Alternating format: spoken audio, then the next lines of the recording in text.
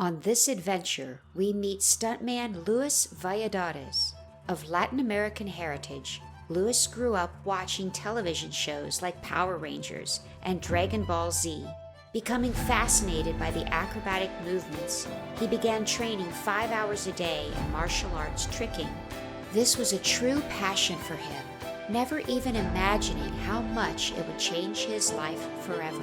Tricking led him to performing in live shows and eventually morphed into a singular drive of becoming a Hollywood stuntman.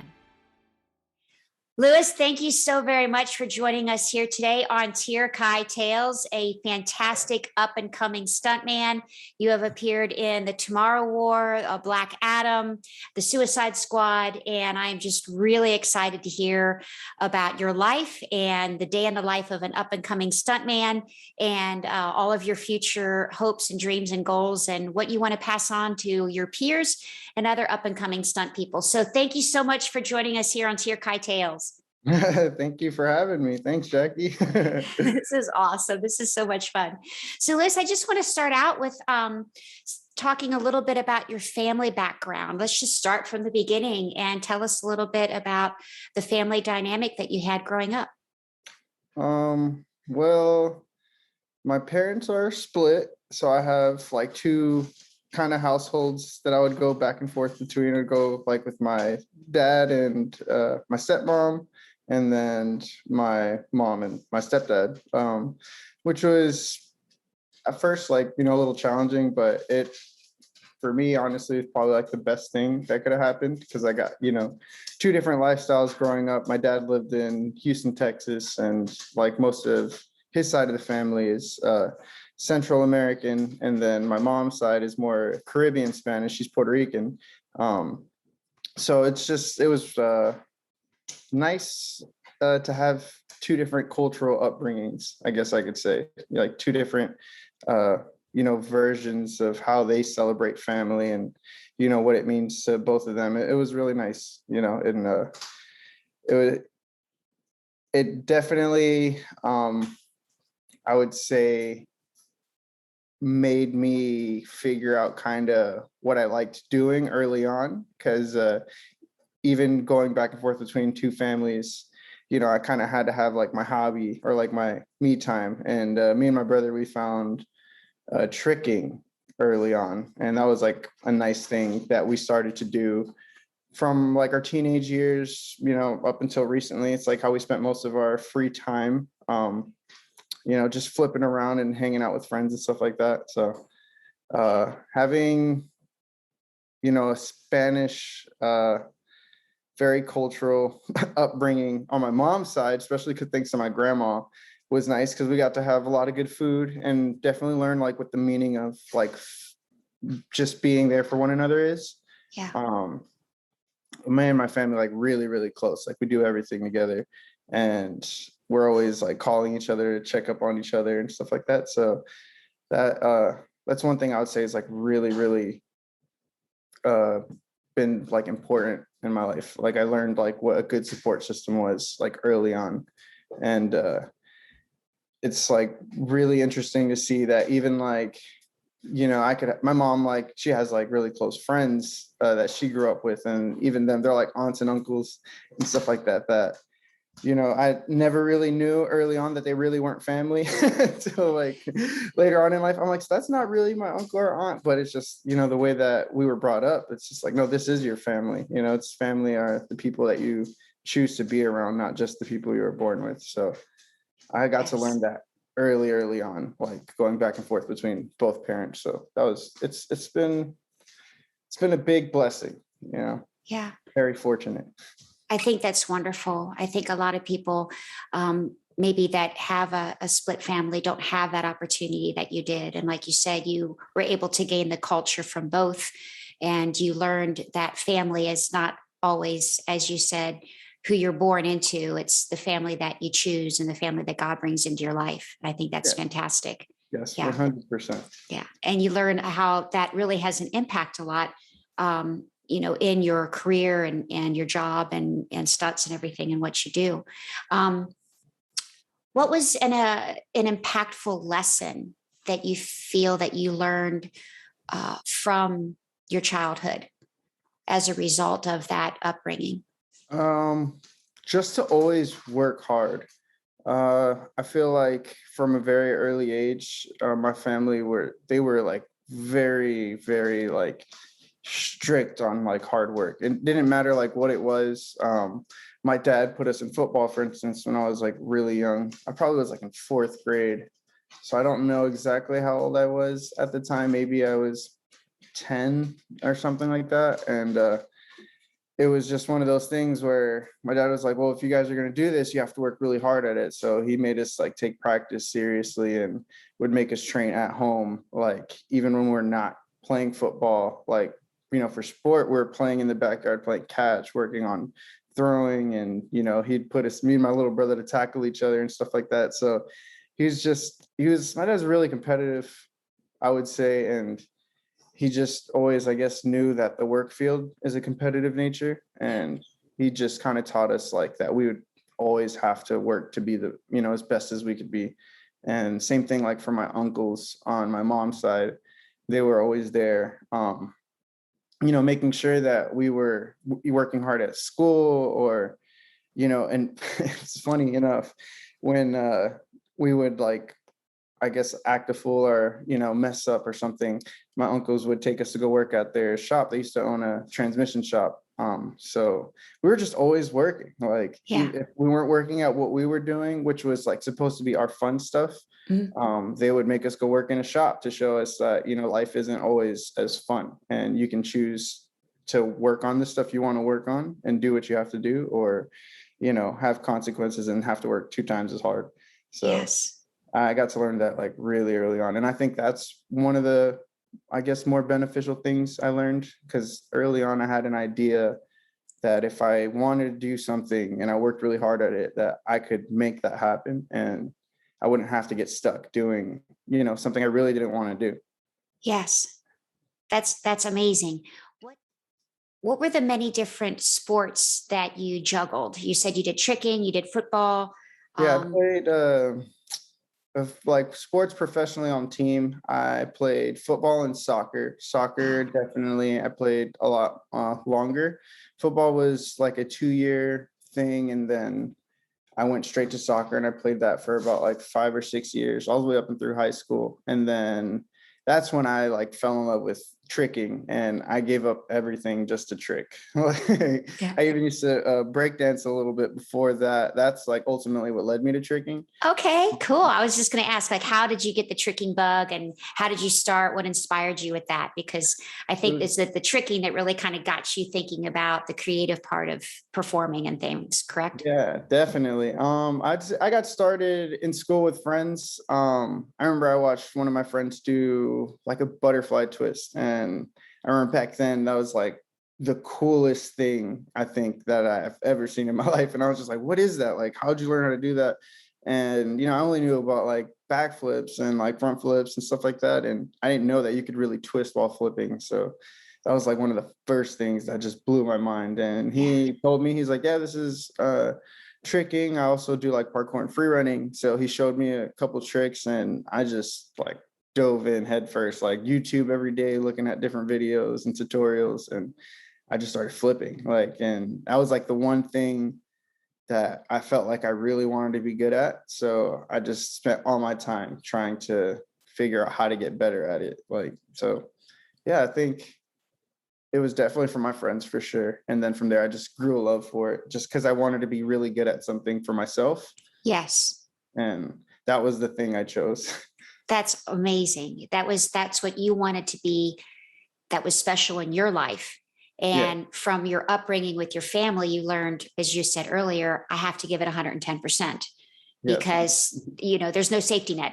I'm all in. I got to do this. I got to make this work, because you've also done other work that maybe Yeah. wasn't your passion, Yeah.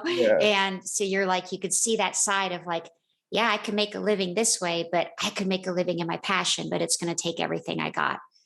Yeah. Well, and honestly, back when I started to trick and flip, I didn't really know that it was going to lead me into like a career of performing.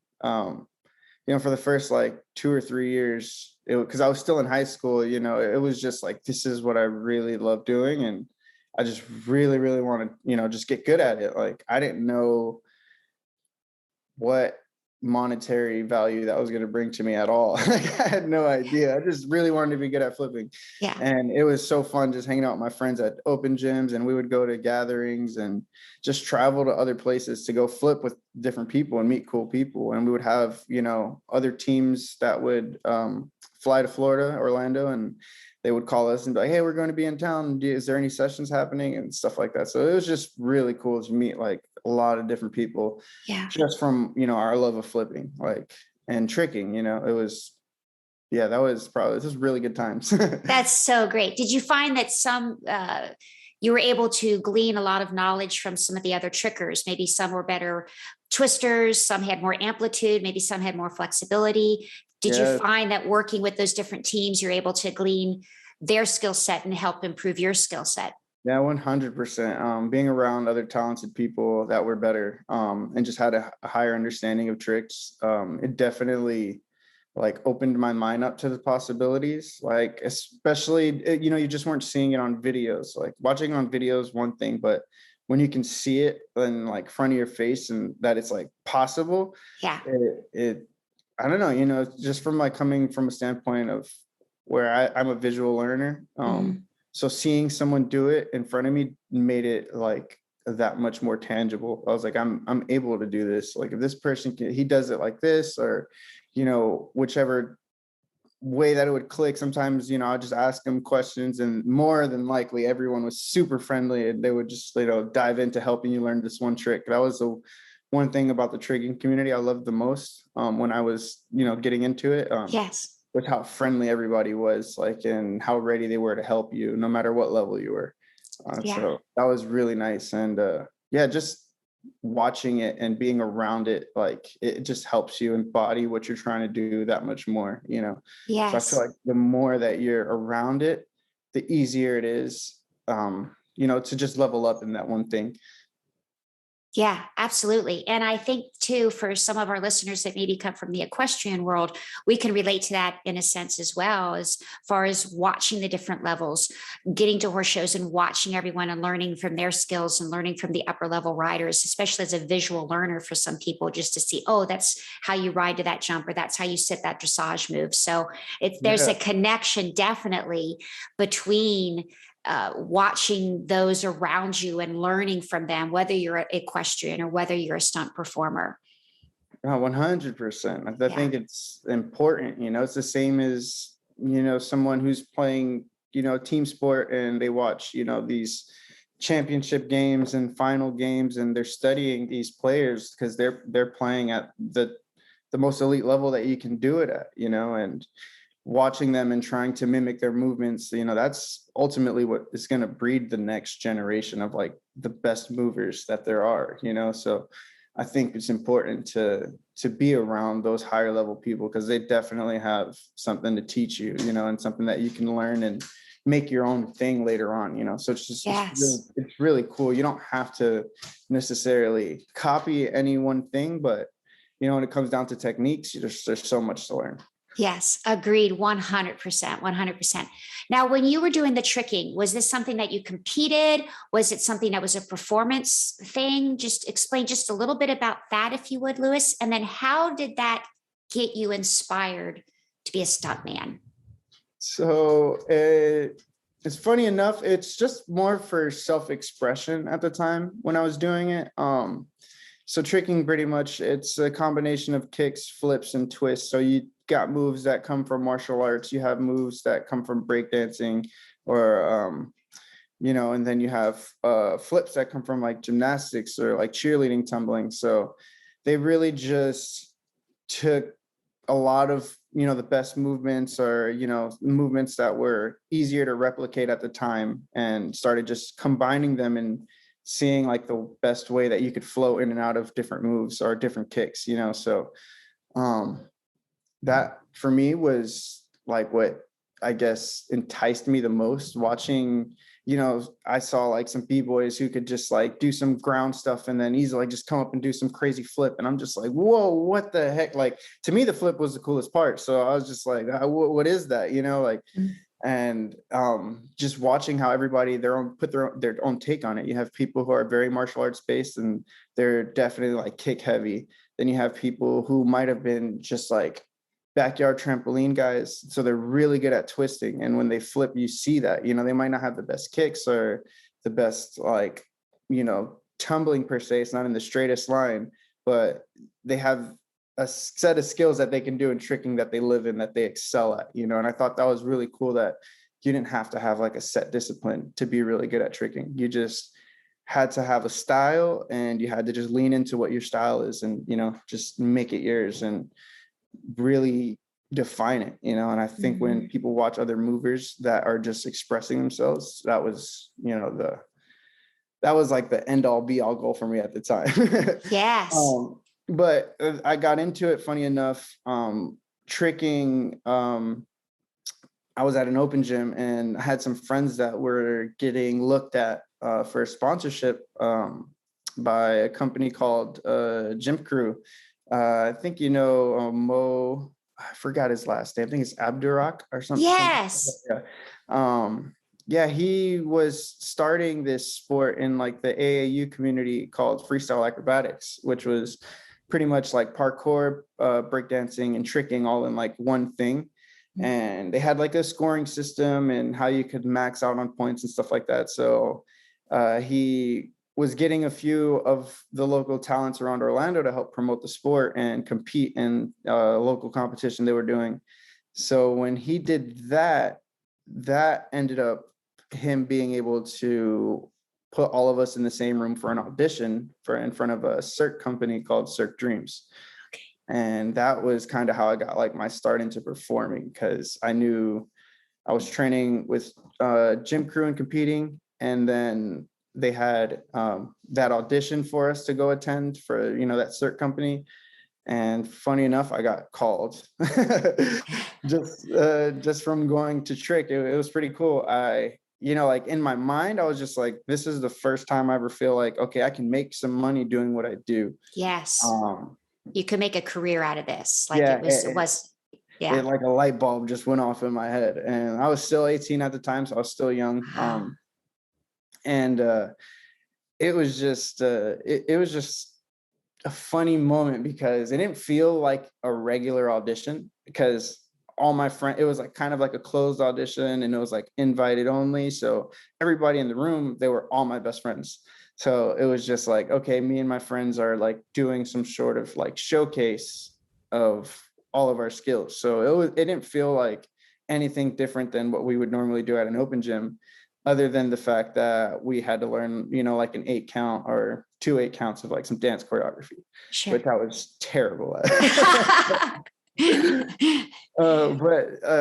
Yeah, they called me for that job, and that was like the first, real, I guess like performing job that I have ever had gotten. And I did that for like 3 years. And I really at some point thought that was it. Like I was going to do circus for like the rest of my life. And, it was fun and I liked it, but I thought that's where my performing was going to stop. And then I started going to college to actually work on cars, to go into my family trade. Okay. And in the middle of that, I had some friends that were already making like the transition, doing like live shows and also pursuing to do film and TV that, I trained with like my whole life. So it just kind of like piqued my interest. I was like, you guys really like make good money doing that? Like, pursuing that, is it really like a solid career? And yeah, just kind of watch them start making their like little, pockets of success. And I was just like, man, if they could do this, like I could do this. I don't have to just work on cars. It was like one of those things, like I love performing and I wanted to stay performing. It's just, it's tough to perform consistently, all the time. You get really lucky in Florida that there's like live shows. Yes. And at the time I didn't really think of that as like an option. I don't know why, back then but at some point in my mind, when I decided to, hey, I'm going to do what my friends are doing. That's when I was like, okay, I'm going to do live shows in Florida and then also pursue film and see if I can, make it somewhere. And funny enough, like my first job that I was starting with Disney after I went to an Yes. audition, I had got called to do a job with Juan down for Telemundo. It's like my first ever like real television gig. So Nice. um those I think those are like the start of my performing like career for real for me. That's when I Yeah. really figured out like this is what I want to do. This is super fun. Like I'm getting Yeah. to use my body to really act and perform different movements. I get to flip and just like do different fight scenes and learn new skills like every day. It was Yeah. yeah, that was like the best time of my life, I feel like. And so that kind of led into doing film full time. Mhm. But it all started with the live shows down Yeah. in Florida. And And which live shows did you do, Lewis? so I did Indiana Jones, and then I also did the Durmstrang show Okay. over at Universal. And those were like That's awesome. the two main ones that I did for about a year and a half. Right before I made like my move up to Atlanta and really Yeah. committed to doing film full time. And yeah, those shows, they taught me so much, like Mm. this going from circus and doing like clown kind of stuff and assisting acts, just learning how to be on stage and like stage etiquette, Yes. uh actually performing and doing like these fight scenes and high falls and all this stuff. It was a big jump for me, and Yeah. but it was super fun and I learned so much from it. It was just a big playground. That is awesome. Yes, it is. Very much a big playground. It's great. Would you say that it's a super transitional phase in a way to kind of use as a launching pad to get a performer that wants to do stunts into film and television by doing those live shows, by having that experience of Yeah, 100%. I think it's like the perfect playground, even for a vet performer if they wanted to. It's so fun. Like, there's no feeling like it. The gratification, it's almost instantaneous when the audience starts applauding for you, and yes, that's something you don't get with television and film. You right. do a good job, it's a good job. Yeah. Go back and sit over there. So it's Yeah. a big difference. And but I definitely think that starting out, it's one of the best things you can do because you get to learn a lot about doing things on the fly. Like not Yes. everything goes as planned, and Yeah. You you can't cut and do again. yeah. It's a live audience. Exactly. And there's those moments, and I feel like in film and television where you have that, where you could be doing a oneer and a master, and they have like explosions going off, so you don't necessarily want to stop. That costs money, and Right. they might only have that one chance if their budget is kind of tight, or maybe they have only two chances at it. So it's just like you don't want to stop mid take while something expensive is going on. You want Yes. to at least get the take, and if you mess up, you got to just like kind of keep going with it. Yeah. So and things happen, and I feel like that was one of the best places to learn how to deal with when things happen. You Yes. constantly have performers messing with you, or you could trip up on your own shoes. Anything happens, and it's really fun, and it feels really good to be able to get yourself out of like small predicaments and Yes. let the show go on without any hitches. Like it's an awesome thing. It's a cool feeling, and I think Yeah. that it's a great environment to learn in. And there's all different levels, like we talked about earlier.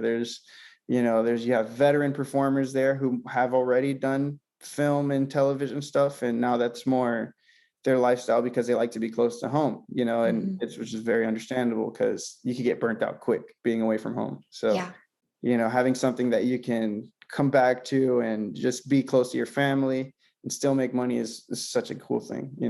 Yes, absolutely. And like you said, you learn that think on the fly and also the camaraderie that happens, and that it's not it's not about you. It's Yeah, about the whole 100%. team and getting that performance together. Yeah. And I think that really comes from those live shows. And like you said, when you step on set, you're like, yep, it's the same feel. It's the same. It's a microcosm of everything that you've done in a live show. Yeah, Yeah. 100%. And it's nice when you're like, I've been in this situation before, and you have Yes. those live shows to lean on. Like Yeah. I always find those kind of things when we do, like big shootouts on a film set, and it's like, okay, this to me this feels just like what we've done in live shows at Epic, and we're doing scene 3, and they were doing the whole like hop off the truck and everybody shoots and takes a reaction. And it's like there's a lot of those moments, and it's cool when you're working with other live show performers or that came from that background, because it's kind of like they already just know, they're just like, oh, this is about to be fun, we're about to do this, things are going to blow up, like it's going to be cool. And then when you have like someone who didn't necessarily ever have that, they're kind of looking for guidance sometimes in how they should perform, or in that moment and stuff like that. And it's just nice to be able to be like, well, we've done this and it works all the time, especially with all the smoke going off and all this. It looks great. Yeah. And, you really learn how to like perform like larger than life, Yes. Yes. which is really good on, wide shots and stuff like that when they're looking for that stuff. So Absolutely. It's always easier to pull someone back, would you say, Lewis, than it yeah, is to ask for more from a performance. I think if yeah, you're a live performer, you're so used to being big and out there and performing the stunt, acting the stunt. So you have that as a foundation. So when you go on set, you've got it for the big wide shots. But if they need you to rack it in or be more focused or throw focus somewhere, you're able to make those adjustments on set. Would you say that? yeah, 100%. I agree with that totally. It's definitely a lot easier to reel a performance in than it is to bring some grand performance out of somebody, especially if they've never done it, or not comfortable. They're not sure like what big enough is, but once you've performed in front of a large crowd and, you have kind of a big stage that you have to make it read for everyone, Yeah. you just kind of learn how to sell out, and Yes. I think that's a really big thing that, I have noticed has been good for me and like some of my friends that have done that. We go on set and they're like, we just need guys that are going to sell out right now, big punches, big falls. And, for the people that have had that training, it's just like another day at work, it's, Yeah. it's easy, it's fun. Yes. And I can see sometimes where it could be strugglesome for some people who haven't had that. And they're like, man, I feel like I am doing it as big as I can. And they just don't understand, maybe body mechanics of selling things bigger, or sometimes, being vocal. Like I have seen that a lot, like, and just even like fight practices that I've done on this side, where you're working with newer performers, and it's just like, I need to feel the intensity in your performance. So be vocal with each other so that you guys have your cues. And, that's something that in the live show, I feel like since you learn it so early on in your training, it's just something that is just like embedded in you throughout the entire time that you do this, and it just becomes like second nature. And I forget sometimes when somebody who hasn't had that training doesn't have that second nature, and it's just like, oh, okay, yeah, well, this is what you got to do, like. Yes. So, yeah, I think there's just a lot of benefits to doing live shows, especially if you have the opportunity. I know they're a little more physically demanding than, sometimes doing the movie stuff, because you're doing it 5 days a week, 5 or 6 times a day, depending if you work a second show or not. It's very taxing on your body. I give kudos. I think live show performers are superheroes.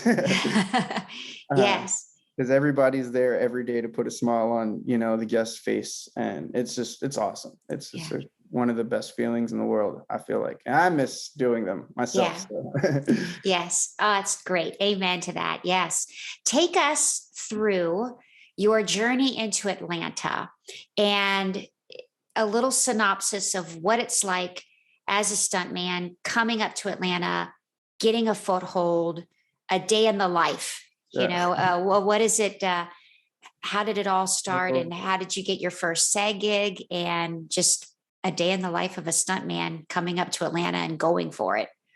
Yeah. So It's actually interesting. I came up in a weird time. I guess a weird time for everybody. I moved up the year of COVID. Mhm. So when I moved up, I didn't really know what was going to happen. I had been like doing the back and forth, making a lot of trips up from Florida up to Atlanta. I would say like every week, if not or every other week, just to meet people and train and do videos with my friends.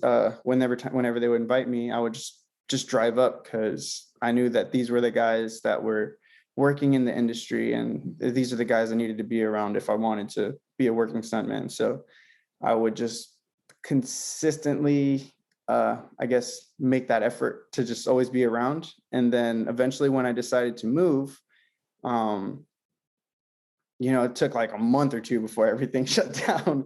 So Yes. here I am with, it was funny, a group of us from Florida actually moved up. There was about 5 of us. We all moved into the same house. It was like a 6-bedroom house. And it was my friends, Luis Fernandez, Cowie Joa, my brother Giovanni Valladares, and then Xavier Liu. We all just were doing either live shows in Florida, or they were doing like Telemundo stuff down in Miami, which is still TV, but it's just not, the big Hollywood stuff. Mhm. So we all wanted to do the big Hollywood stuff. We all thought it was time and we needed to really pursue that. So we moved into this pretty big house, and we just decided like, all right, we're going to figure it out. We're going to go meet people, go train with people, and see like how this is going to go. So one of the first things that we would do was we made a crazy like training schedule.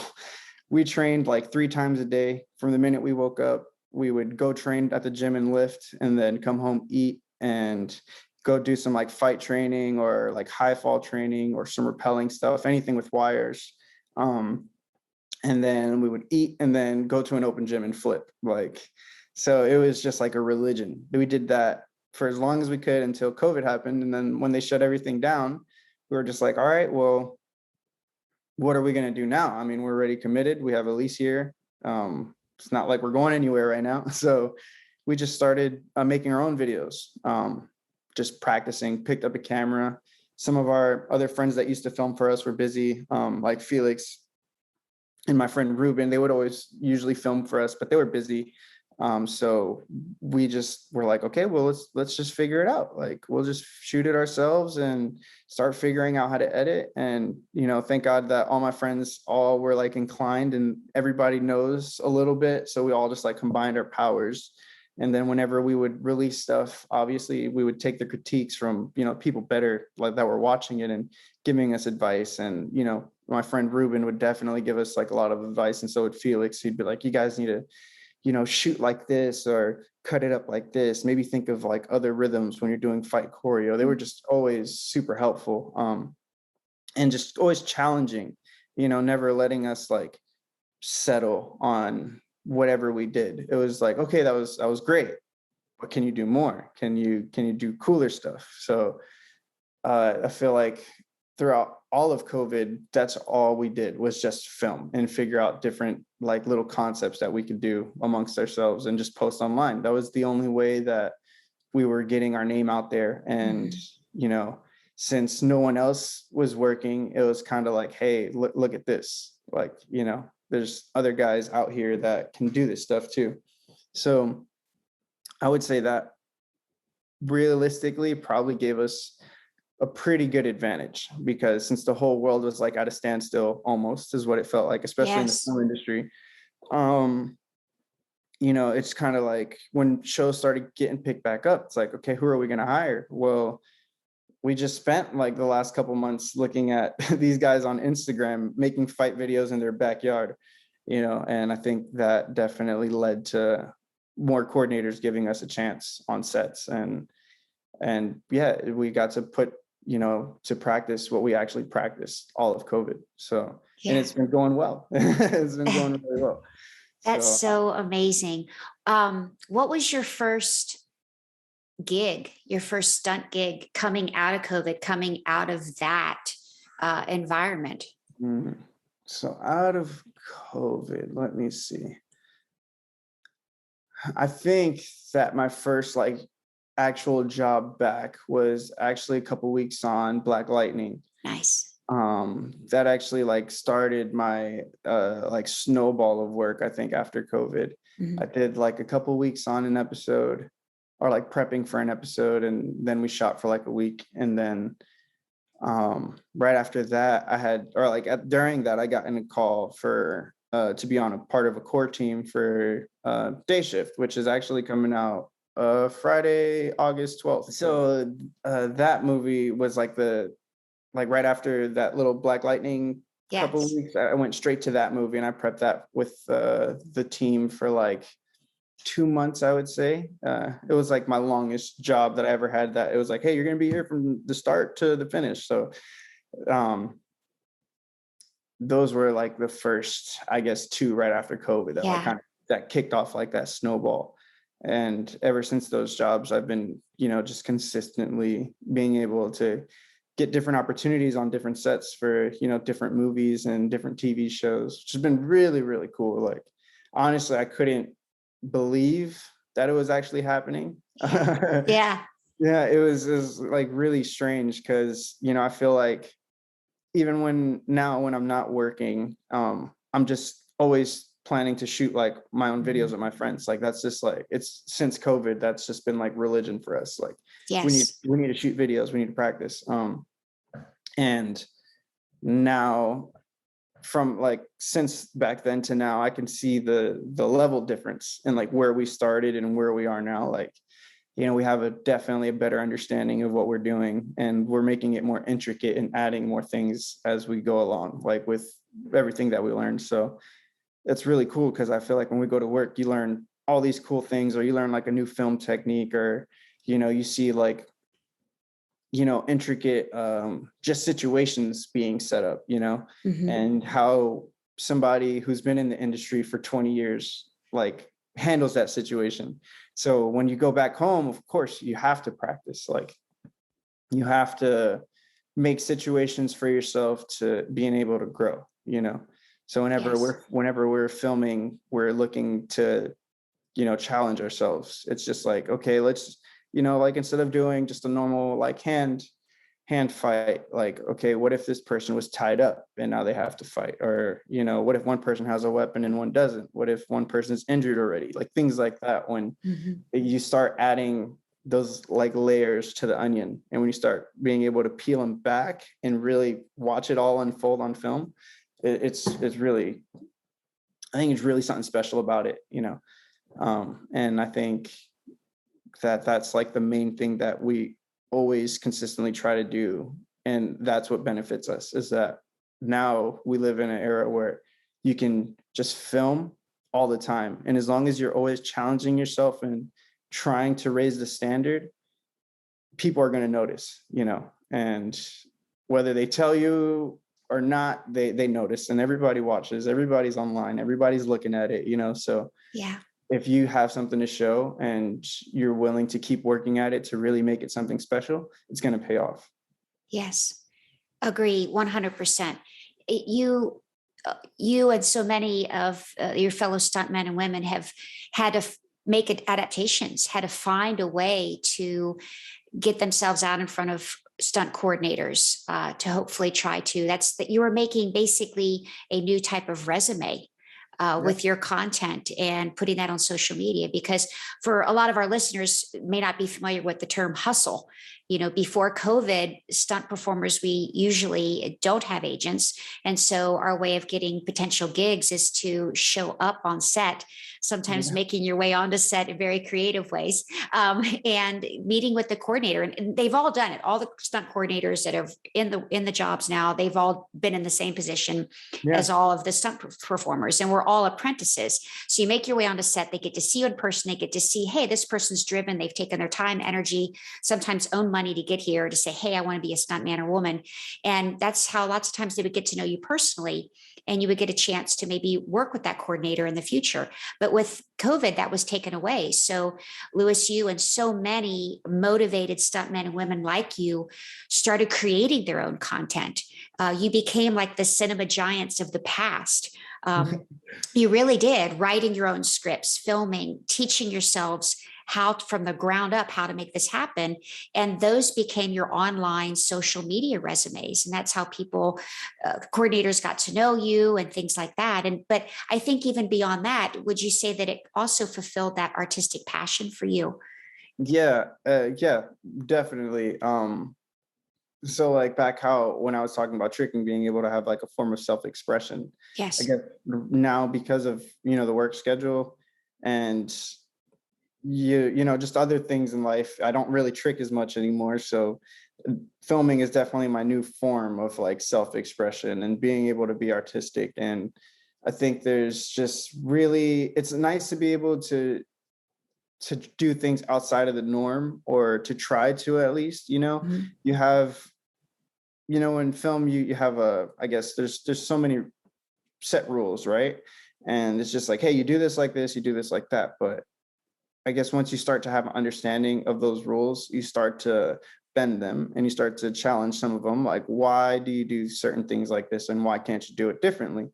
And it allows you to, create in however you see fit, however you see, a video happening. Like sometimes, for instance, we make superhero things. Superhero stuff is not real, like, so you being able to express what you see and how you would make, this superhero's powers come to life. Like that's definitely an artistic decision, especially when you're doing your own projects and you don't have someone telling you this is how we want it done and this is how it needs to be done. You Mhm. start to make your own way of like how it can be done. You're like, all right, I might not know how to do like crazy visual effects, but I am smart enough to know that I can do some practical effects and camera cuts, and I can make, I can make it look like it's a lot bigger than what it actually is. Mhm. So when you can start playing with that, that's like where the real like artistic side of it, I feel like, comes in. It's when you're trying to like express your vision in a way that only you know how, because sometimes there's not going to be some crazy visual effects team like right behind you, and it's just like, hey, Yes.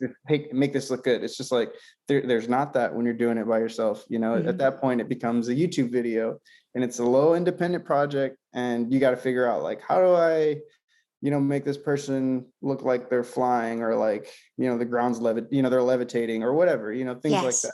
It's just like, okay, cool. Well, I know how to rig.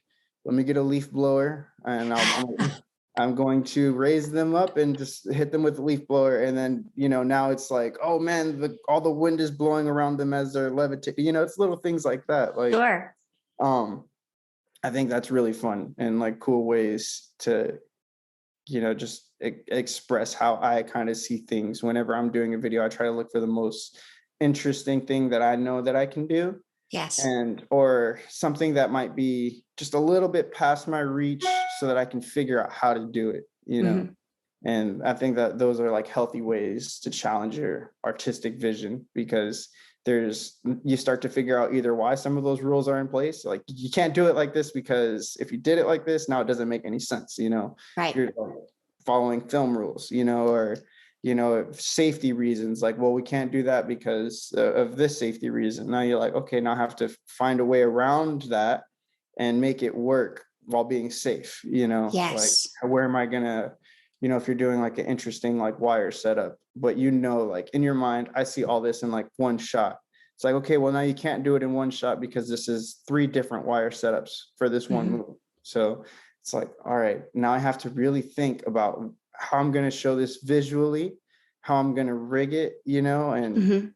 all those little things that come in between, down to how people are acting when they perform what you're trying to get them to perform.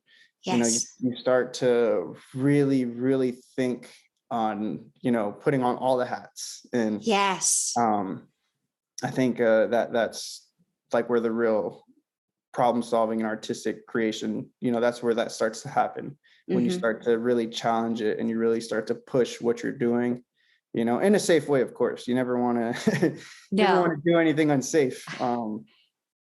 But it's just, it's cool. And you start to find out that there's some things that you could do because of, you know, certain skill levels, which is Yes. awesome too. Like, let's say you're doing something on a wire, and it's like, we want to do this whole choreography in a oneer, but you got to be on a wire the whole time.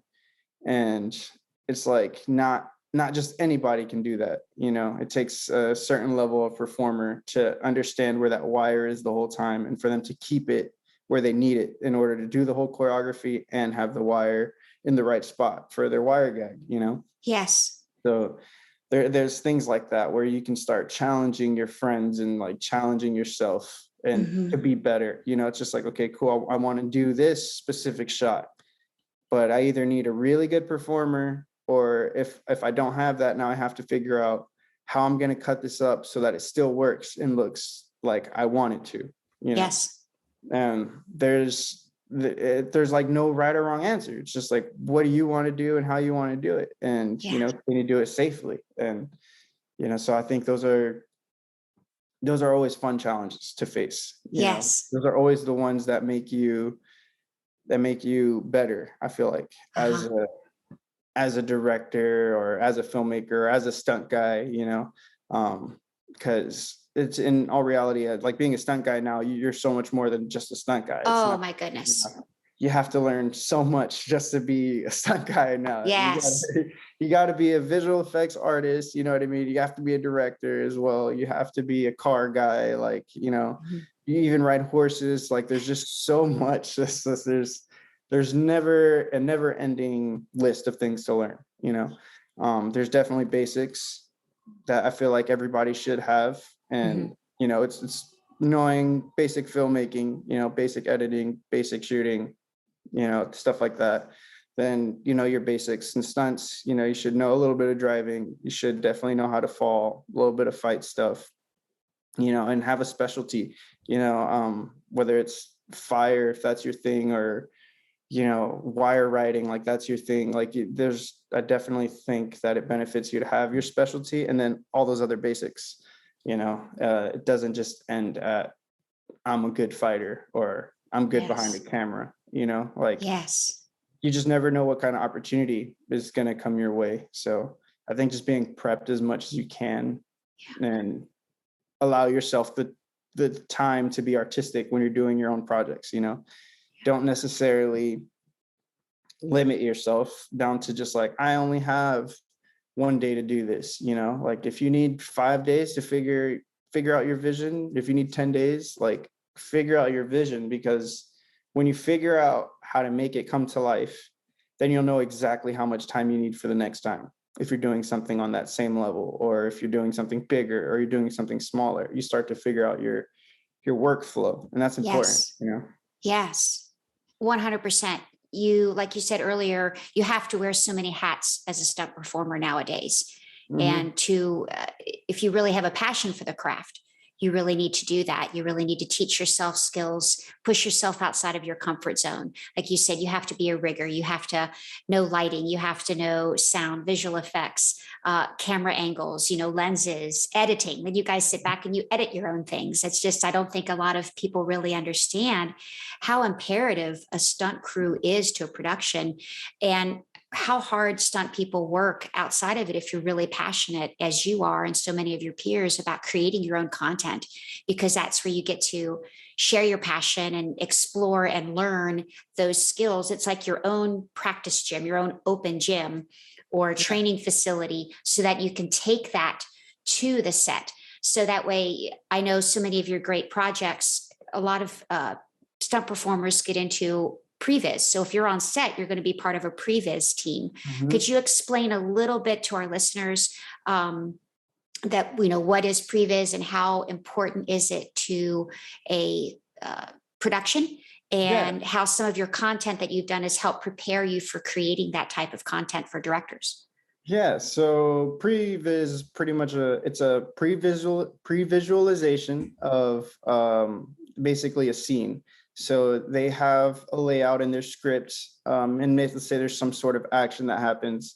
Basically, your job is to create the scene for a director and for their DP to see how the scene flows and how the action is going to flow with their scene. So let's say if there's, dialogue, they sometimes we're doing previs, we will do a mock-up version of what they would do with their dialogue, that as well, if it's like flowing in and out of action, so start making choreography beats around the dialogue. And basically you set up the room almost in the same sort of fashion that theirs would be set up, so you can also learn how many setups they might need. So it's just, and pretty much is for everybody to grasp their head about what they're about to do and see, and also kind of get a gist of the time frame it's going to take it to be done. If you're doing something that has a lot of setups and not enough time, it's good to see it beforehand. That way they're not just hopping into a scene and blindly, and then realizing that, hey, we don't have enough time to get these story points across with this grand idea that we have. So having a pre-visualization lets them see what's important to their story, as well as what's going to happen with the action, and sign off whether or not that fits what they're going for with their story. Sometimes I've seen it plenty of times, actually, not sometimes, where you could turn in a previs and director says it's too long, or the fight's not intimate enough, or it's not rugged enough, or they just want to see something a little more simple. They could be anything, or it's too simple, we want it more complex. They've seen all kinds of different notes from turning in a previs. But it's just, it's pretty much just to get an idea, a visual idea of what they're about to see and do when it comes to filming their action sequence. And they'll learn about how many setups there are, different camera angles that they could pick off, as well as what might be needed in terms of props or visual effects. Like if you do something in a previs and okay, this guy has to get stabbed, then there has to be a prop for that person to get stabbed with. If there's going to be fake blood, they want to know, okay, when does this person get stabbed and how much blood are we thinking? So this gives them a visual idea of where to place those things and how to do it in a timely manner, so that it's ready and everybody knows exactly what they're doing step by step throughout the whole thing. It's almost like the new version of a storyboard.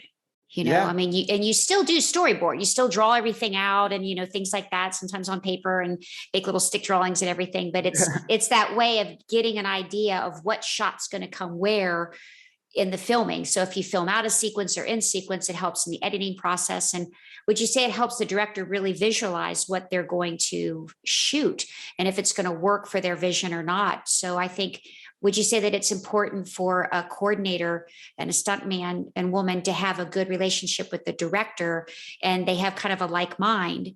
And if they're giving that director the kind of shots they want, it makes the director's job easy. It's kind of like, hey, we shoot it like this. And the director can either recreate those shots, or I like that, let's take it there.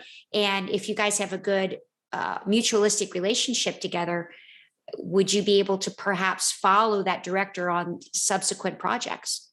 Definitely. I definitely think that that's a real thing. I've seen plenty of coordinators like work with, the same director on more than one movie, especially when they're already used to their workflow and they know, like, if a director knows the stunt coordinator knows exactly what the director is looking for and is on the same page, and then the director can really trust the stunt coordinator to allow them to do their job, and to really just focus on making really cool action, and their previs, they trust them so that they have something really solid to follow.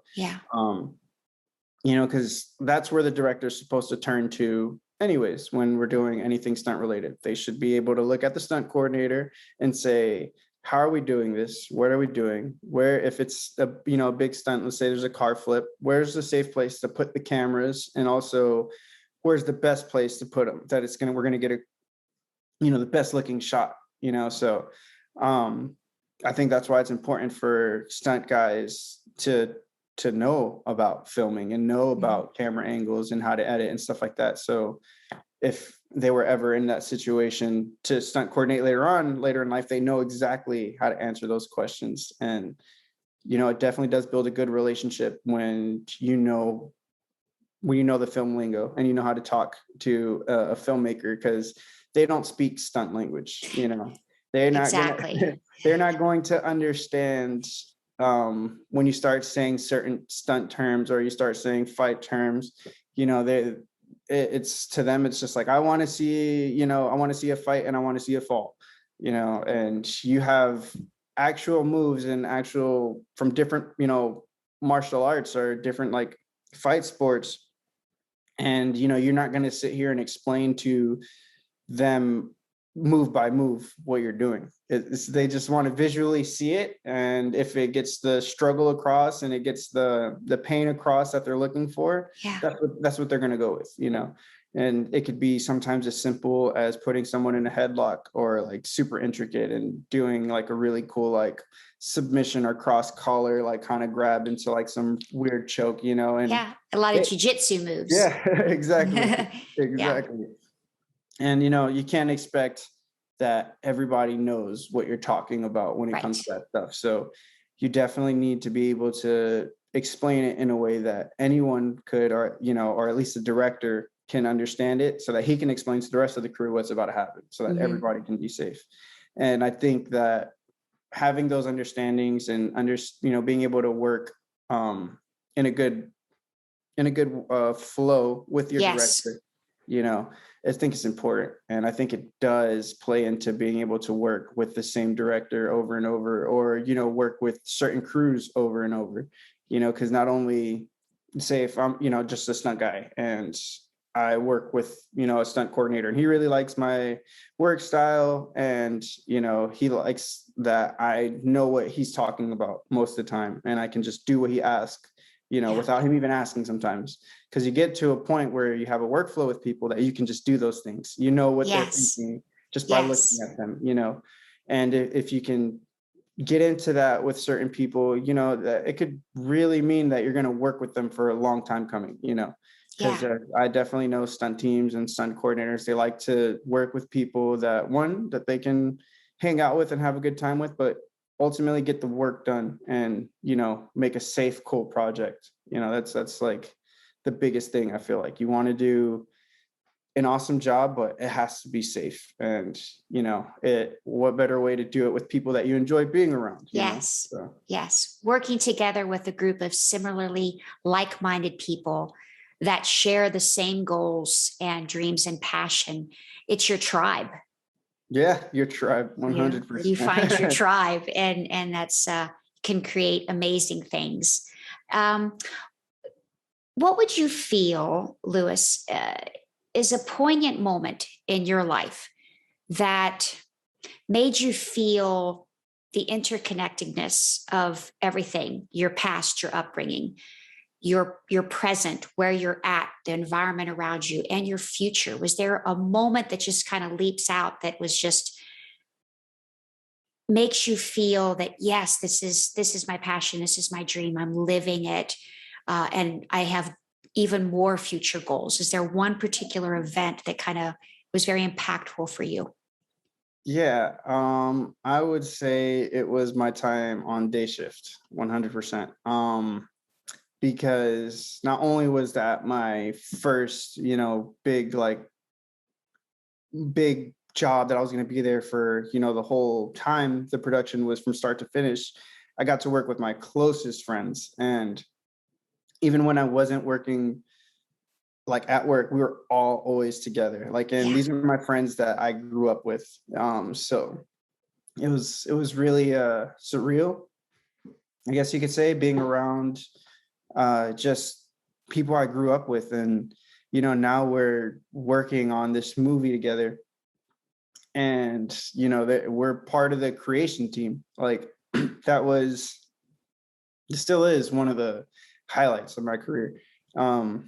It was like a real eye opener of like, look at how far we've come. We're just a couple of kids from Kissimmee, and, you know, one of my friends from Miami as well. And it's just like, you know, you couldn't tell us that, you know, 5 years ago that we would actually be the ones in this room together. And like, we talked about it, you know, but it's just like, we actually did it. Like now this is the moment we did it. We're here. All of us are on this job. And then, all of our friends back home were just like, they, like not even back home, but like back in our house, they were just Yeah. the ones that weren't on the movie were just super excited to always like hear about our day when we came home from work. And it was just like just a fun project, you know. It was literally the best project to be on with my closest friends. It was, yeah, it's unmatched. Phenomenal. Just a phenomenal feeling. I love. Yeah. Yeah. And Like you you said, just, unmatched. yeah, you just look across the room and you're just like, Is I this grew up with, happening? yeah, like I literally grew up with this kid, and now he's over here. He's one of the fight coordinators. And then I'm looking over here and I'm just like, this dude taught me how to pretty much train in stunts. And now we're sitting here working on a job together. And then these are my friends that I like just always hang out with and Yeah. joke around with. And, you know, we always do our own side projects. And now for the like first time, we're all doing, you know, a big budget, you know, film together. Like, Yes. and it was just, it was, yeah, it's Yeah. crazy. That's amazing. You were all connected. You all came from a similar background, but different aspects of it. And it's so important in this industry to support one another, Yeah, to support one another along the journey, along the way, because your paths are going to cross. You know, they're 100. going to cross. So to help each other and support each other and help them grow is, I think, so pivotal. Yeah, we do 100%. And you know, this industry can be tough, you know. Yes. So you got to celebrate your wins when you get them, because you know, not every day you're winning, and you know, not every day your phone's gonna ring for a job, but Yeah. just got to be smart about it and just know that if you work hard, like it comes, you know, and it really does. Like, and I Yes. thank my friends for always just being willing to try different things and film different ideas. I really would not be anywhere near where I'm at right now if it wasn't for them. Like, Yes. they were the main reason, like why I even got into it, and now they're the main reason why I'm even any good at what I do, you Yeah. know, because that friendly competition as well, and just Yes. the support. So it's Yeah. just nice to have a good group of people that will challenge you and not let you settle, but also will Yes. show you love when you're down, you know. So Amen. Amen to that. Yes. What would you say if you could sum up in like a couple character traits that best describe you, ooh. Hmm. that you feel Lewis helps motivate you, helps push yourself into raising your bar? What one or two character traits? I think I am hardworking, um, and persistent. Mhm. I think those are, like, I'd say my honestly two traits that have got me the furthest. Um, I won't ever stop working hard, and if it's something I really want to do, then I'm not going to stop doing it. I'm persistent in that way. Like, I'm Yeah. going to figure it out, even if you tell me I can't do it. So, um, I think because of those two things has gotten me to where I'm at.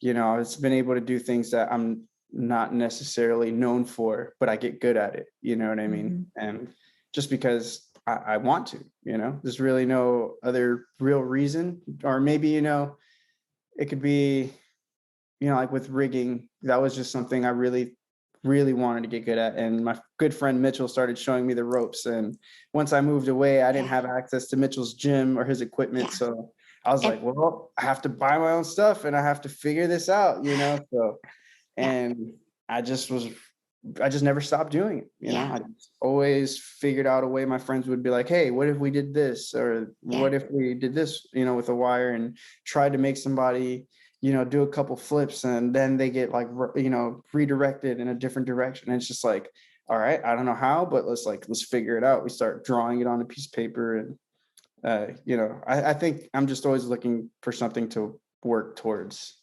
So Yes. hardworking is probably like my number one trait, I think. So Yeah. Yes, absolutely. And like you said, you're grabbing onto people that and using their knowledge that have a lot of expertise in that particular area, or have worked with that type of thing and are working on that skill themselves. Like you had mentioned, Mitchell Warren, correct? He's another young stuntman. Yes. And so you were reaching out to him and, hey, trying to solve these problems together. So you go back and you look at people that, hey, this person really is super with lighting or with the camera, so I'll call that stunt guy. Or, hey, this stunt woman's really great, with the rigging or the wire work, or I'll call them. And so you're grabbing people's expertise to help you grow. And that's exciting for them. And then you're going to pay it forward to them. They're going to be like, oh, I need to call Lewis about, this particular, how do I get this first shot to maybe put this visual effect in later? So it's a collaborative tribe. Yeah, exactly. 100%. And it's nice to be able to have those people that you can call and you can learn so much. Everybody has their backgrounds and different upbringings in the stunt world and just in life in general, so I think if you were to take away anything, just even like in life in general, is that there's these people that are good at things that you can call and ask them and get knowledge on it. It's important. It's important to grow and get better at it, and there's going to be a way to pay it forward later on. You just got to be open and willing to hear what those things are, because sometimes it could be something super small.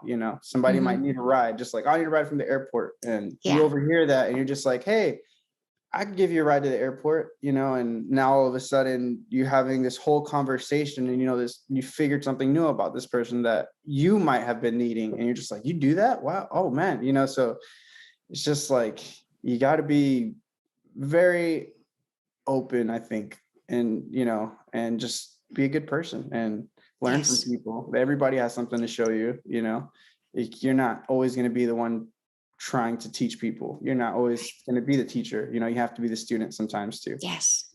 So correct. Help each other go through those growing pains. Yeah. So to sum up, where do you see your career going in the future? Where would you like for it to go? What are your aspirations? What do you want to work towards? Is there something that, as a stuntman, you always have this like dream stunt of doing? Do you want to work into becoming a director? What is your end journey that you want to kind of move towards? And then the second part of that question is, in that journey, what legacy do you want to leave? How do you want to pay that forward?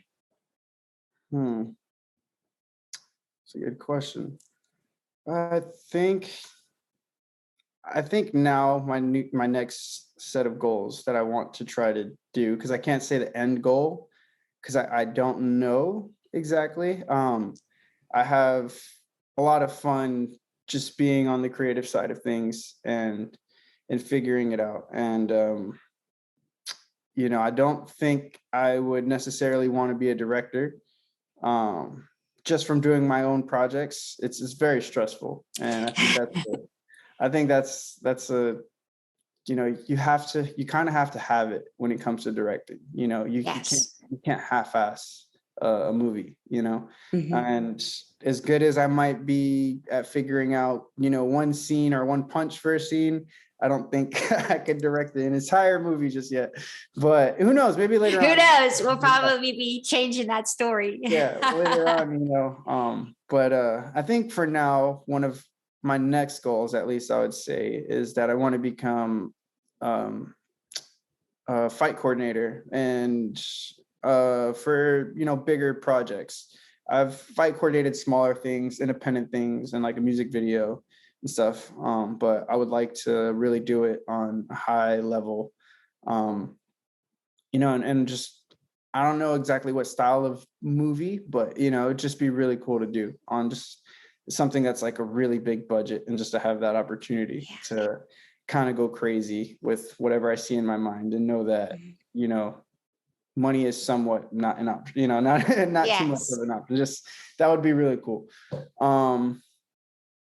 As far as leaving a legacy behind, I don't necessarily know. I know that I just would like to continue to inspire people, even if it's just, close friends and family that get inspired, I would like to be that beacon for them, and just hopefully, and just someone that showed them that you can kind of do whatever you want to do as long as you work hard. I kind of like, I pride myself a little bit on that, just because of my situation growing up. I didn't really know that I was going to be doing this, but I knew I wanted to do something and I wasn't going to settle. And it led me to where I'm at now. So I definitely think that anytime I try to talk to any of my younger cousins, I'm just like, do what makes you happy, do what you love, and really just go hard at it. Like, if that's what you really want to do, don't let anyone tell you no, because they just don't know. It might not have worked out for them, but it doesn't mean that it's not going to work out for you, and I have proven that to my family, like over and over again, so it's like one of those things where you can't be a circus guy, or you're not a real stunt guy yet. It's always those like little comments to my mom. She'll get scared and she's like, I don't know if you can actually do this. It's like, I don't know either, but I'm not going to know if I don't try, and now, like, the only thing I ever get from my mom is, you got to work hard and be safe. Like, don't get hurt at work. So I think that, sometimes you have to just work past some negative comments. They're not going to be there forever. It's not that it's real easy, but it can be, to change people's opinions about you if you work hard and you try to really hone your craft. I think eventually you start to become undeniable in what you do if you work really hard. So I think, yeah, if I were to leave anything behind to anyone, I would just want to be inspirational, and just knowing that you could achieve your dreams. Just put in the work, and really, really, really put in the work. Like, don't half-ass it, because you owe yourself that much to at least say, I really tried my hardest. And if it doesn't work out, I'm 100% sure if you tried your hardest, it's going to lead you to where you need to be, so. Yes. Yeah. Fantastic. Fantastic. I agree so wholeheartedly. And as someone that's had the joy of watching you along this journey, Louis, from Disney on up through your journeys into Atlanta, it's been a joy to watch all the work that you've put into this and to see your achievements. And you've done it from the ground up, and you have a great collaborative team that supports you the whole way. And you're just really following your dream by working really hard. And I'm just really excited, having watched the journey, and I am very excited to watch where you go in the future.